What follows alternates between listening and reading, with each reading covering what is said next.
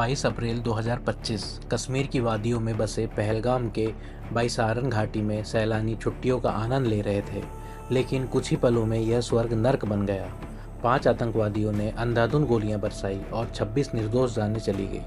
यह हमला भारत के इतिहास में 2008 मुंबई हमलों के बाद सबसे घातक नागरिक हमला बन गया। सुबह के समय जब पर्यटक बाईसारन घाटी में घूम रहे थे, तब 5 आतंकवादी M4 कार्बाइन और AK-47 जैसे हथियारों से लैस होकर पहुंचे।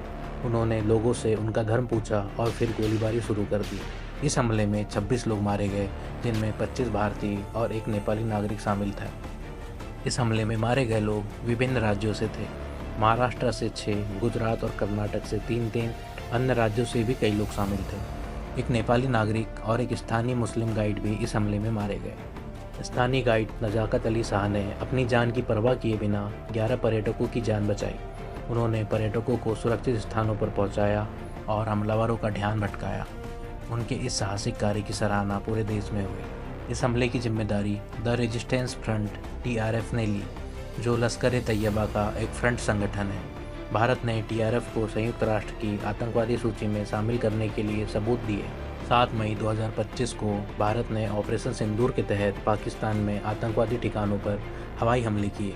यह पहली बार था जब भारत ने 1971 के बाद पाकिस्तान के भीतर इतनी गहराई तक हमला किया।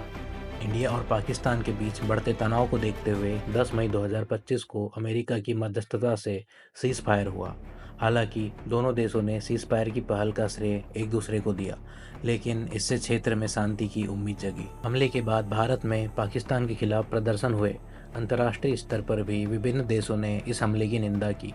कुछ देशों ने पाकिस्तान का समर्थन किया, जिससे भारत में उनके खिलाफ विरोध और बहिष्कार की मांग उठी। यह हमला हमें याद दिलाता है कि आतंकवाद के खिलाफ सतर्कता और एकजुटता आवश्यक है। हम उन सभी निर्दोष लोगों को श्रद्धांजलि अर्पित करते हैं जो इस हमले में मारे गए।